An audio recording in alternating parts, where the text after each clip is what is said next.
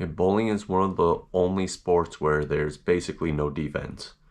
You can't block a shot, you can't force a turnover, you can't change what happens once the ball even leaves their hands. So if bowling has no defense, why do some of us still get mentally wrecked by what the other guy is doing? It's because we think we're competing against them when we're really just competing against our own focus. Let me explain what I mean and how to keep your head right when the other person is striking on bad shots, getting messengers, or it feels like the match is just slipping away. Let's break down the traps bowlers fall into and what you can actually do to control it. So the first biggest trap I want to get into is watching the scoreboard and watching your score and watching your opponent's score. It's really easy to keep track of your score and what you're going to be getting and to fall into the trap of going off a spare. You don't want to think to yourself, okay, let's not dump this in the gutter. I'm going off a spare. A strike would be perfect. Keep the bonus going.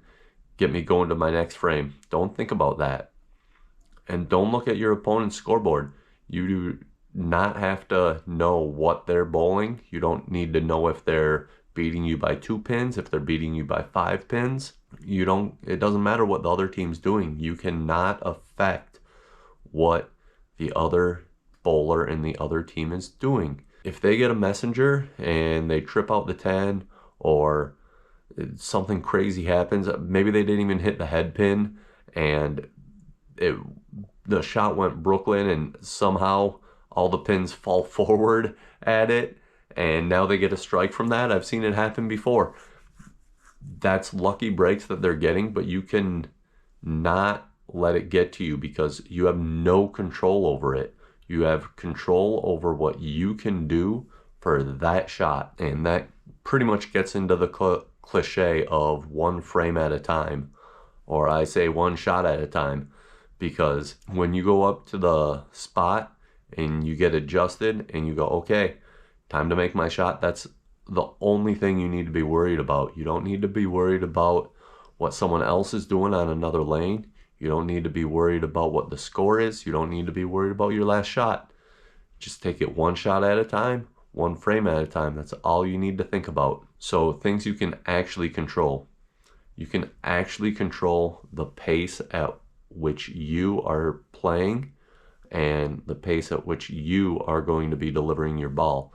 Your pre-shot routine, you can take 10 seconds. You can take 20 seconds if that's what you need. You don't need to feel rushed. If other people are rushing, you do not need to feel rushed. Go keep your pre-shot routine that you always have. Keep it the same. That's the benefit of having a really good pre-shot routine. I'm coming out with some videos later about having a really good pre-shot routine. So make sure you like and subscribe so you're up to date on those and you can follow when those come out and check out those. But you definitely do not need to be speeding up because someone else is bowling faster or because your opponent is bowling faster or you feel you're falling behind. Also, when you're competing and maybe you're on league, you're in a tournament, you are not playing against your opponent. You are playing with your opponent. You can bowl a 279 and your opponent can bowl a 289 and win. That doesn't mean that you had a bad game. There's nothing you could have done to make the other bowler not throw a 289. That's just the way it happens. Another tip is just to accept that luck is part of bowling. In hockey, there's something called puck luck, where you just get a lucky bounce off the puck that goes in. Same with bowling. You get lucky messengers.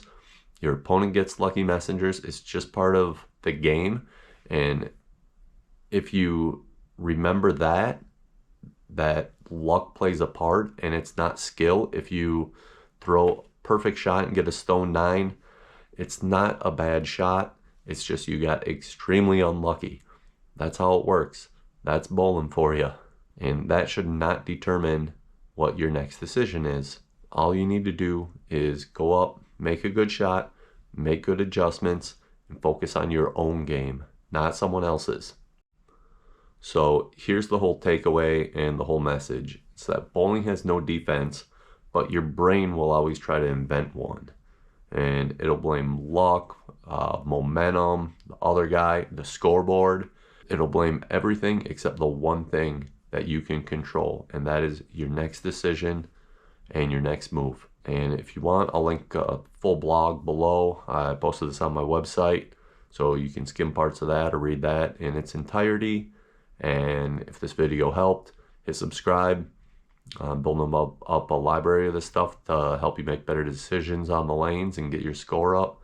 And I'm not trying to just be a coach who goes on YouTube and is like, oh, here's a couple quick tips you can do to increase your score that don't actually increase your score or get you better. It's more in-depth and complete than a lot of other coaches and stuff you've heard. So if you like this kind of format and this content, I'll be putting more out.